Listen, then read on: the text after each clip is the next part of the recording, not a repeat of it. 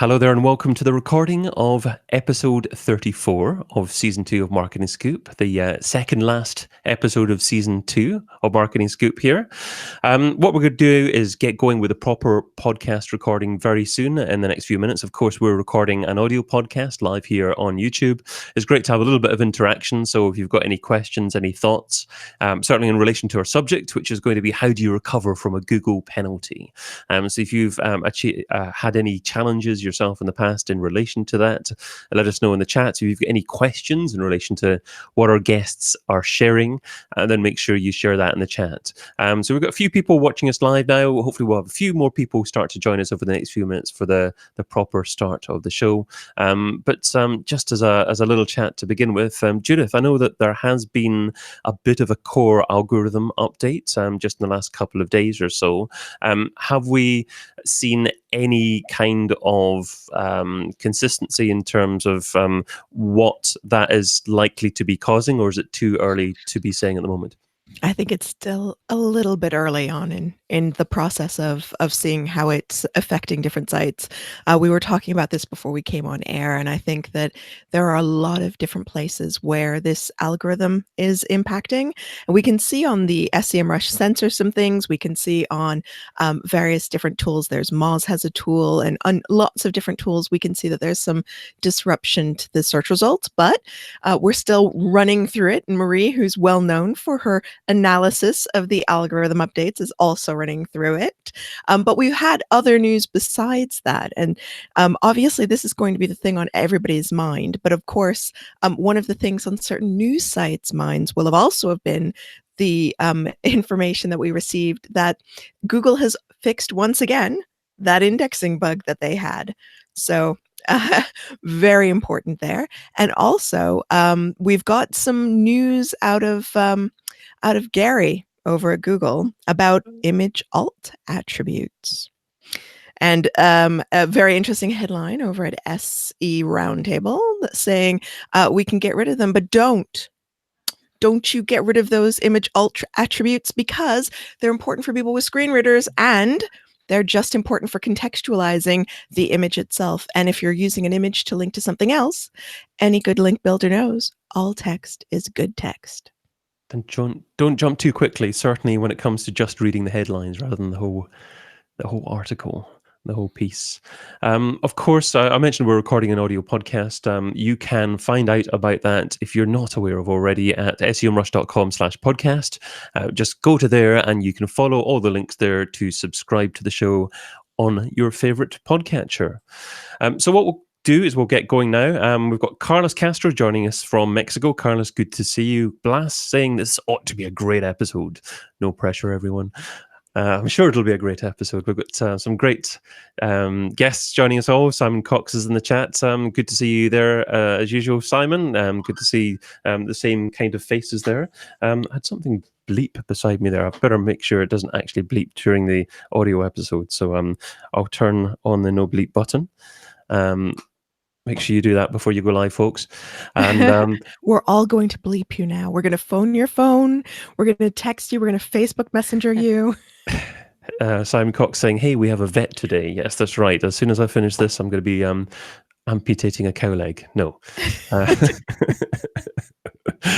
Okay. Before it goes any further downhill, we will go uphill and start the podcast intro proper. Marketing Scoop Season 2, Episode 34. How do you recover from a Google penalty? Brought to you by Semrush. This is Marketing Scoop. I'm David Bain. And I'm Judith Lewis. And welcome to the Semrush show that reveals the latest digital trends and technologies that impact your marketing strategy. Together with industry experts, we delve into SEO advertising and content marketing to uncover the ultimate recipe for digital marketing success. Well, hello and a warm welcome to the second last episode of Marketing Scoop Season 2. Have you ever had your organic search rankings plummet just as a new algorithm update is rolling out? How do you identify that the algorithm update caused the ranking fall? And how do you pinpoint what needs to be done to recover? Well, joining us to talk about that and much more are two great guests. First up, a lady who's completely obsessed with understanding Google's algorithm changes, such as Google's core quality algorithms, the Penguin algorithm, and the Panda algorithm update segment section piece bit. She's the founder of MarieHaynes.com. Welcome, Marie Haynes. Thank you so much, Judith. This is going to be a fantastic talk today. I'm really excited for it. Great Thank stuff. you very much. Well, next up, a man who focuses on helping companies understand the voice of their customer through his cloud-based keyword data mining and management platform. He's the president of Azimuth Consulting. Hello, Bill Hunt. Hello, thanks for having me. Well, we're going to start off with the Canadians because we're awesome. To begin with, Marie, what exactly is a Google penalty? And you might want to start by just defining maybe algorithm updates and then Google penalties. For sure. So this is something that gets confused a lot in the SEO circles. And even when we were talking about the title of our podcast episode today, we had some good discussion as to what is a Google penalty. So in my mind, a Google penalty really is synonymous with a manual action. So if you have a manual action, that means that a member of Google's web spam team has manually reviewed your website, or maybe the links pointing to your website, and have decided that, hey, you're doing stuff that goes against Google's guidelines, and they may actually put a manual action on your site. And that can impact rankings. It doesn't always. And when that happens, you'll see it in Search Console. So if you go to Google Search Console and in the left sidebar, you'll see manual actions. You can see whether you have a manual action or not. Now, the next thing to talk about then is an algorithm update. So we know we just had, and we're going to talk about this a lot today, this algorithm update that was a core algo update. And when that happens, it can certainly feel like a penalty. I mean, if your traffic gets impacted algorithmically and you see a massive loss in traffic, that feels like you're being penalized by Google. So for years, I always said, look, something like an algo hit, that's not a penalty. And then when Penguin 4.0 came out, and I don't know if you remember, Judith, where Google said, yeah, we're lifting off, and what Gary Ish said is we're lifting off the penalties from sites that have been impacted by Penguin. And so that really messed up my thinking on whether penalties are manual actions, or manual actions are just penalties or whatnot. So technically, a penalty is a manual action. It can feel like a penalty when you have an algorithmic drop too, though. So people who have been hit recently, either this week or in the previous core algorithm update, that's not necessarily a penalty that we're talking about, even though when you talk to other people in our industry, we often refer to Panda, Penguin, and associated algorithm updates. So where bits of the algorithm have been tweaked and changed, and therefore certain sites are impacted, we call those penalties just of a day. So are we adding to the confusion? Is it only ever a manual action that's a true penalty, or can we sometimes call the algorithmically associated suppressions of ranking penalties? So that's a good question, because even within Google, from the communication that they've given us, it's been confusing. We as a team will transcribe everything John Mueller from Google has said on Help Hangouts. And for years, as soon as if somebody said, I've been affected by a Penguin penalty or a Panda penalty, he would preface his response with, Panda and Penguin are algorithmic actions that can affect your rankings, but he makes a point of saying they're not technically penalties. And often what we see with these algorithmic updates, so let's say that your traffic takes a hit with either a core update, a Panda update, well, we don't tend to see those as often now, but if one of those things happens, it might not be that you're doing anything wrong. It could just be that the algorithms have shifted and they value something that your competitors are doing more. So I tend to not look at algorithmic hits as penalties. I think if a business owner comes to me and says, oh, I was affected by a penalty on June 4th when the algo updated, I understand completely what they're saying. My personal thought, though, is as SEOs, the terminology should be that algorithm updates are not penalties, but I have no problem, if you want to call it a penalty, that sort of thing. Shortcut in terminology. I wanted to actually pull Bill in and ask him about just diagnosing things. So, Bill, when you see a drop in traffic for one of your clients or one of your own sites, maybe you never know, maybe you two are blogging about chocolate like me or cheese or something. What are the steps that you take to identify what the actual issue is? Maybe just walk through what you would do for our listeners. Sure. And I think this is, like Marie said, this is a big problem in our industry is people, they often will tell you that, oh, I'm going to go to Moz or I'm going to go to one of these sites and see if somebody said what the problem is. When what I tell people to do is, where did you feel it? What changed? So if you've got a rank report or using any of the tools, were a set of words impacted? So the way I do it is I try to assign most words to a page. We call it a preferred landing page. So if I see a set of words have declined in their position, then I can say, okay, I know what page. So I can take all those pages. And if it's one of the bigger sites, we can put them into a tool like, Deep Crawl or Screaming Frog, and then pull out what we typically assign as a template ID. So if I had 1,000 words that declined in rank, I have 1,000 pages, and let's say 95% of them were using the same template ID, meaning it was like a product description page. I know it's related to that page. And so then I can pinpoint something changed. So I'll give you a good example. As Marie said, during one of these big updates, one of the markets said we've lost 90% of our traffic. It's a pretty big financial hit. And I think it's this penalty. They hired some local consultant. Before they started making changes, we said, no, let's stop and look. And we did this routine, exactly that. And what we found was in that market, someone had read that you don't need H1s anymore. So they took the H1 off. And when we looked, it was the only market impacted, and it was the only, and they took the H1. So we rolled back the change, and magically, the rankings came back. So, here a lot of people wasted a lot of time making the assumption, as Marie said, a lot of people call today, maybe they made an update on Friday and it's like, oh, it must be the core update that hit me. No, let's figure out, did we change anything? Number one. Number two, where did you have the problem?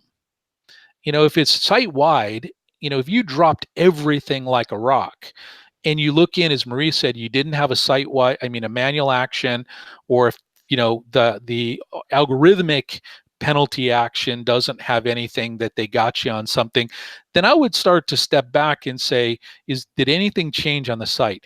I've seen them correspond where somebody put in a robots text block because they were launching a new version on the weekend and forgot to take it off. So now we've got all these people chasing, a core or an algorithmic update when it was actually you blocked the site. So these are some of the things that I think that should be, and it's funny, at a conference, I'll mention these things and I'll see a tweet, well, that was pretty basic, but yet I see people don't do it. And we don't have a workflow. And it's like you go into the doctor, first thing they ask is, where does it hurt? Where did you have the problem? Is it every page? Is it every word? Is it a set of words? Is it a specific page? And I think that if we take a root cause diagnostic approach, we can often find it. And like today, we were talking before this, we've not seen anything systemically from this update other than maybe health and news. So, where did you get affected? And we have a case where we saw this morning, we had about 1,000 words drop off that were 3, 4, and 5 that are now 11 and 12. And so it's a pretty interesting change. So it looks like, and the only thing we can pinpoint it to is maybe speed on mobile. We didn't lose our desktop, we only lost mobile. So did we trip a switch that said maybe what you present to people from a mobile device when they come is not perfect, is not good. So you're still algorithmically, from a ranking perspective, deserve to be toward the top, but in a mobile environment, the criteria got a little stronger. That's what we've sort of preliminarily diagnosed this to, because it's not site-wide, but it's one section of the site that's it relies on mobile to be a good experience. So things like that, I think, are the way I would approach diagnosing a problem. So in terms of the order of what to look at first. Are we talking about having a look in Search Console initially just to see that there isn't a manual action first? And then if that's not an issue, then ask the question, have we done anything daft or to our site? Right. So that's the second thing to look at. I mean, that's what I do, because, that was going to tell me. And then the second is, if it's a manual action, well, yeah, let's do that, because it takes 5 seconds to check both of those in Search Console, maybe a little longer to find out from the team that we changed something.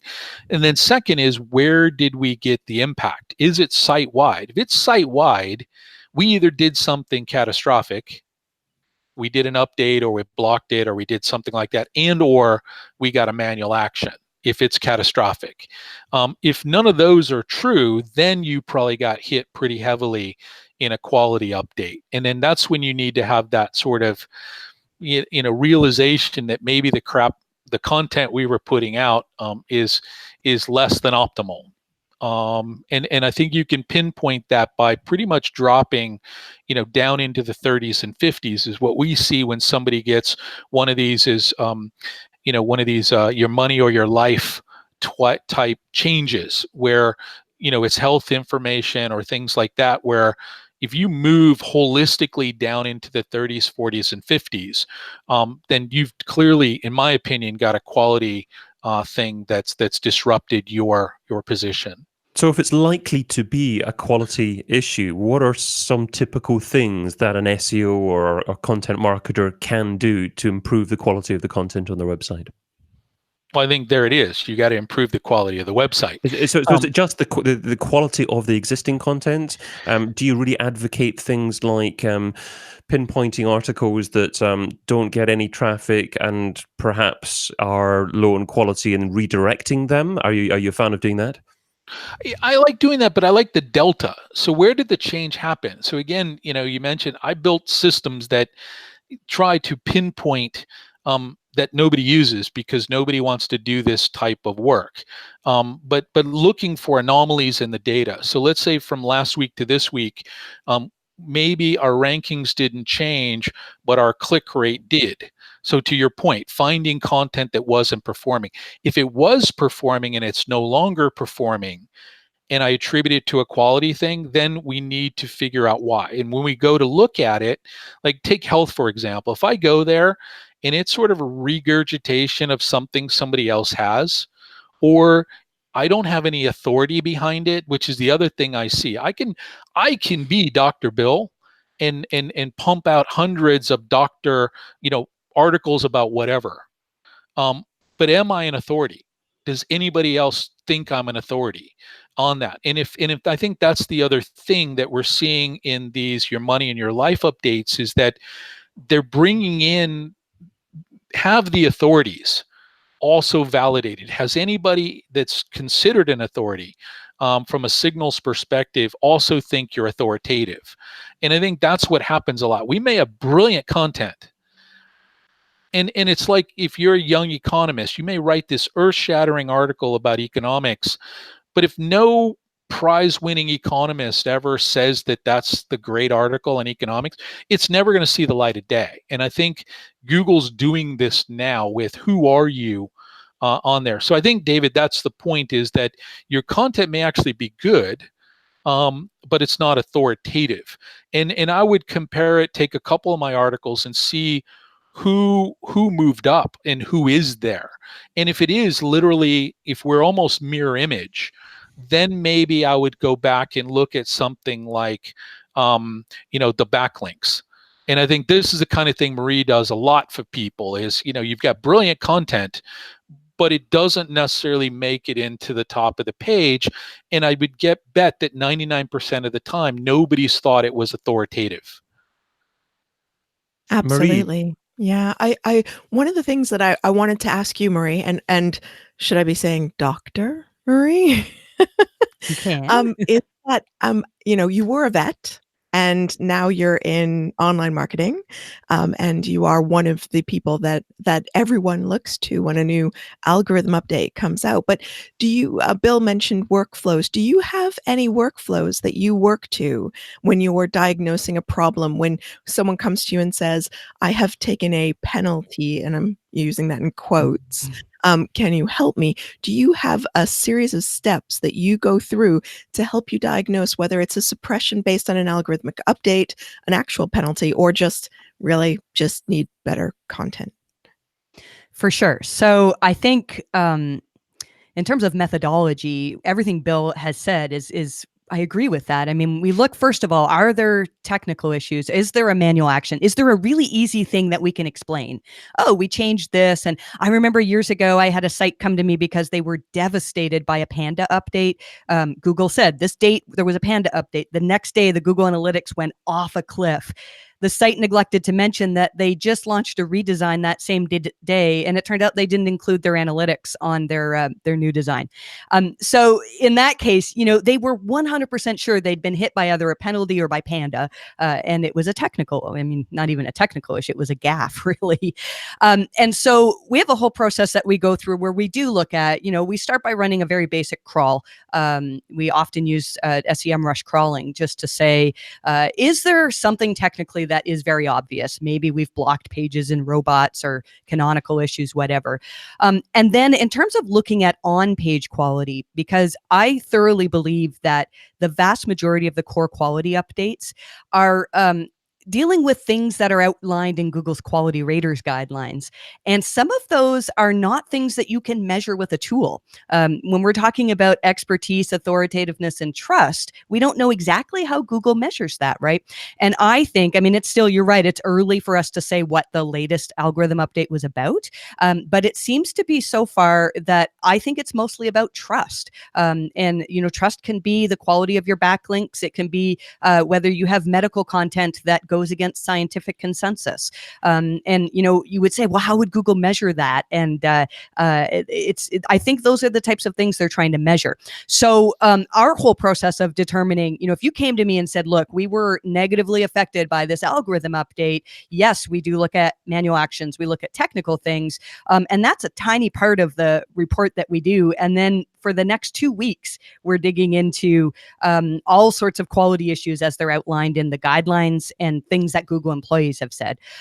So it's not like you can, it's very rare that we find a single smoking gun that we can say, oh, well, this went wrong, and if you fix this, you'll be fine. It's usually a very large collection of trust signals. And like Bill said, the whole authority issue in EAT is huge. You might be, so that's a good example where you said, I used to be a veterinarian. I was one of Stephen Harper, our prime minister before Justin Trudeau. I was one of his veterinarians, and somebody joked that that's proof that he's not human. I didn't actually examine Stephen Harper, but that's a whole other story. The point is, I no longer write about veterinary topics. I'm not up to date with veterinary medicine. And so I don't have online authority as a veterinarian anymore. And so even, it's very, very important. That's one of the things that we look at. Do people recognize you and your writers as authorities in your topics? So yeah, the methodology is, it depends on the site, and identifying what the issues are can be tricky sometimes. Marie, what are the main ways that you're actually using to decide what authority is? How do you measure authority? Are we looking at simply authoritative backlinks, or are there other better ways perhaps that we can do that nowadays? So there's a couple things we do, and this is based on how the quality raters are instructed to look at whether a site is authoritative. Now, it can get complicated because the quality raters are not the Google engineers. They're basically assessing, whether Google's algorithms are doing what they want to do. And so they're given very very straight instructions that say, look, if you're trying to find research on the company IBM, they instruct them to do a search for IBM minus /IBM.com and see what are other people saying about this company. So what we do is we look at, we do searches like that. We do searches for competitors, and we say, okay, if there's a particular type of content that has seen drops, let's do searches for the author of this content. And maybe we'll do a search on Google News to say, this author is often mentioned by other experts in connection with their topics. Whereas your authors are not mentioned that way. And so we try to sort of, we don't have any, solid metrics to say, oh, your EAT score is this or whatever, but we're really looking at, okay, the sites that are ranking well, out of the things that Google has told us about EAT, what can we determine? And it's usually very, very obvious. We see, the sites that are ranking well have Wikipedia pages about them. Their authors are definitely known as experts. They're known as household names. Whereas in the past, I could create a site about finance, and even though I know very little about it, because I knew SEO, I could rank it well. And that's not happening so much anymore. And what about you, Bill? No, I totally agree. I mean, that's where it's going. I mean, Google's whole thing was built on citational analysis, of who linked to something. If I wanted a article about something, then we had the update that come back and said, well, okay, we got a bunch of people say this is good, but are they contextually relevant? So it's exactly Marie's example. She can write about finance, but does anybody think that she's a wizard in finance? And who is? And how do we get those signals? So I think it is things with people have cross-referenced and cited that, and then did it expel expertise? Now, the other thing that came up yesterday in the webinar we did about talking to the boss, because you can't have an SEO discussion without somebody throwing in AI these days. And one of the things we're seeing coming into quality is, does it match the context of the query? And so you could be brilliant in one thing, but does the context change if it can detect your location, or if it can detect your previous queries? So maybe somebody's starting out and maybe you've got this brilliant PhD level article that ranked because it was well optimized, but somebody's looking for a basic answer. So you may have gotten demoted because you're actually too complex. And we're seeing this now. I mean, a simple query is, search for smartphones on Google. There's not a single handset maker on the first page of Google. And I guarantee you, every single one of them have SEO teams trying to get back on the first page. And why? Because if I'm looking for a smartphone or smartphones, especially plural, no single maker meets that criteria. And it's typically retailers and review sites. And so I think that's the other thing too we're facing is, have you answered the person's query? Because everybody started chasing answer boxes and writing these cool little snippets and getting a few links to them. And so I think what that's done now is it's in a way cheapened or oversimplified some of our content because we're chasing sort of a gimmick or fad. So that's the things I look at is, to Marie's point, I can't, undersell the idea of keyword, site colon, domain, because that tells me, what does Google think is your most relevant page on your site? And then if you do the minus your site, so who else is out there for that? And just do a comparison. And then the second is, we all immediately jump into tools and we get, how many backlinks do I have? And that's why the tools have all went to things like context, category. So again, Marie could have 1,000 articles from SEO people, and maybe they're agency owners that love her finance articles, but nobody in finance has said that's a good finance article. From the context. So those are things that I look at. And unfortunately, these are the things, as Marie said, there is no tool to necessarily do this. People are trying to do this. People are trying to understand context. They're trying to understand who. And I think at the end of the day, a lot of link building often is wasted efforts because it's this sort of mass acquisition as opposed to saying, where does it make sense? Because the thing people forget about a link is it's an invitation to leave the site you're on to go somewhere else.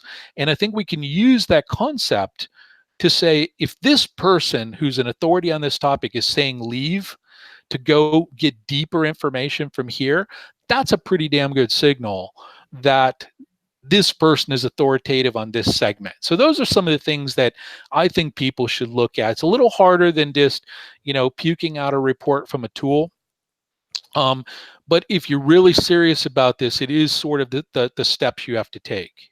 Yeah, I think it's getting more and more difficult for us to diagnose penalties or suppressions, because the things that are going into what are important for ranking with the EAT and quality pages is getting so much more complex.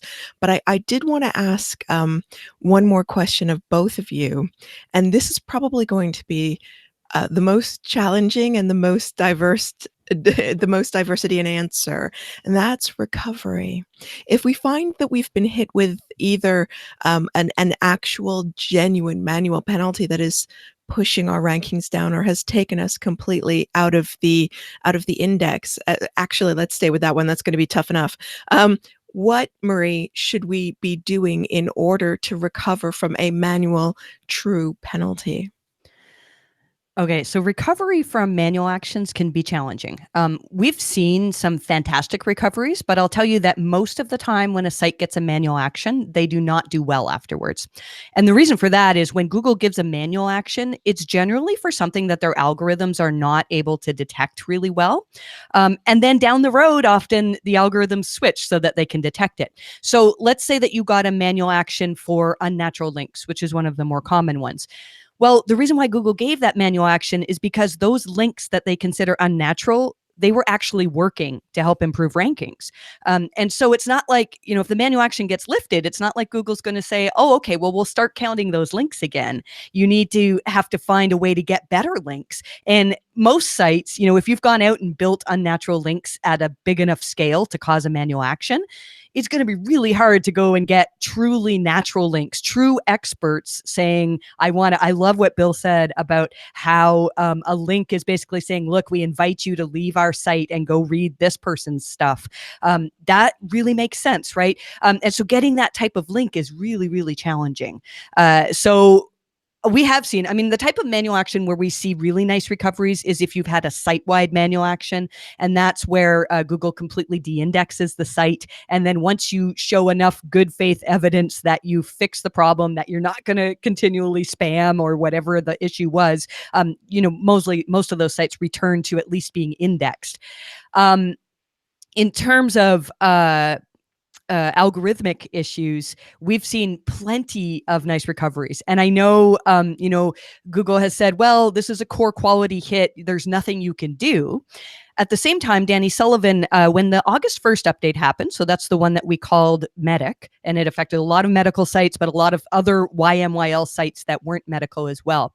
He said, it's core quality in a lot of cases. I can't remember his exact words, but he was saying, if you're looking for stuff to do, we've got a whole guide on this, and he linked to the quality raters guidelines. And so we have seen things where we've just taken little pieces, like, for example, medical sites. There's something in the quality raters guidelines that talks about, are your posts updated with scientific references? And we've seen, we've had clients go into all of their really important medical posts and keep them, reference them, say, look, we say this because this study supports it. And those pages and those, and that didn't even affect just those pages. Sites that did that and spent many hours doing this and much money doing this, a lot of them saw site-wide increases with core algorithm updates. So it's not that there's nothing you can do, but it's the trouble is in pinpointing the issues, in my opinion. Wow. So that's an incredible list of things to think about, as well as the quality rater guidelines is huge. And Bill, do you have any tips or tricks for our podcast listening audience for how to recover from a manual penalty, or even if it's a non-manual penalty, if it's an algorithmic penalty? Do you have any sort of standard things that you go through in order to recover once you've identified? Yep. Normally on a manual, they tell you pretty much what they found. They'll tell you, now that was a human that did it. The one thing I don't think a lot of people know is it takes 2 spam team members to approve a re-inclusion. If they've knocked you out completely, and I don't even know if that's public, but but let's just say a group of people may have to approve you. It's sort of like going to court and saying, hey, I got caught doing something. How do we know you're not going to do it again? And Marie, I think, outlined some great examples of how to mitigate it. So what was the problem? And then that's the other thing with a manual penalty is you do have to beg for forgiveness. Promise not to do it again, but you have to demonstrate the pain and suffering of correcting it. Because I think Marie nailed it with, typically in a manual, you did benefit from what you did, which is why a lot of people in a way like to get manual penalties, because it validates how far they can go with a concept before they get caught. So what did you get caught doing? How big is it? And then how do you unravel that? And I think that, the more you've been able to unravel, the more you've paid penance for it. And then I think, and one thing that Marie, I've seen some of her re-inclusion and penalty forgiveness requests, and it's really detailed. You have to admit, in front of the jury what you did, beg for forgiveness, swear you'll never do it again, and then sort of what you'll do for society to get back into good graces. And then I think that's really it. You have to admit the problem, fix the problem, and then demonstrate you did. And then, there's been discussion lately as how long does that, it's like a warning. You've done it once and maybe you didn't go to jail for 20 years, but if you do it again, what is it? Is that, and I think that's exactly what it is, but you got to remove what you did. And there's a lot of purists, if you will, that say, hey, this is Google's rule, not business rule. And I think sometimes we got to get beyond that and just look, they gigged you, you're the one that got blocked. So I think that's my thing, is just really figure out what you did, unravel it, and then try to do your best to articulate what you've done in your sort of manual action removal request. Simon Cox is saying, yeah, sure, go for it, Marie. So sorry, just one more quick thing, and I totally agree with everything that Bill has said. I think by far the best way to get a manual action removed is to somehow demonstrate that you understand the problem and that you're not going to do it again. And I think that when Google understands that and they truly believe that you recognize the issue, then the manual action gets lifted. Wonderful stuff. And Simon Cox is saying in the chat, great remarks from Marie and Bill. Hoping this episode is an hour long. Simon, we've got to keep you wanting more. Time now for an actionable tip from each of our guests related to, or not necessarily related to, what we've been discussing so far. So let's go with Bill first. Bill, what is your actionable tip? My biggest tip is, take a set of words, create sort of a test case with them, monitor their changes up or down. If they all go down, then try to find the root cause through some sort of template tagging. At least then exactly from this control set how they're performing and whether it's something you did or something Google did. Wonderful. And you can, of course, find Bill over at back-azimuth.com. And next up, we have Marie. So Marie, what's your actionable tip? At the risk of sounding a little repetitive, I'm going to recommend everybody reads the entire Quality Raters Guidelines. If you don't have time to read all, I just looked it up. It's now 166 pages. What I would say is I'd recommend that you look at the examples. They give examples of sites and say, this is a high quality site because of this. And you can search, do a Control F for your niche. So if you're a recipe site, do a search for recipe, and they have examples of recipe sites. And so we really feel like, I don't think every SEO answer is in the guidelines, but if you've been hit by a core quality update, then that's definitely where you want to start. Fantastic advice. And you can find Marie over at mariehaynes.com. I've been Judith Lewis, your co-host, and you can find me over at the EU Search Awards in 2 weeks, but right now at decapit.com. And I've been David Bain, your other co-host. You can also find me hosting the Business Book of the Month podcast, where I've just published an interview with the great business book author Ryan Levesque. Just search for Business Book of the Month in your favorite podcast listening software to check that out. Now, next week's show will be the final episode of Season 2 of Marketing Scoop. There are going to be a few big changes for Season 3, but we'll tell you more about that next week. Joining us for that episode will be founder of Razor Social, Ian Cleary, and we're going to be talking about how to grow a really popular marketing blog. Make sure that you sign up to receive that audio episode as soon as it's released over at semrush.com/podcast. But thanks for joining us for this one, dear listener. Until we meet again, be fantabulous and do one thing that scares you. Adios.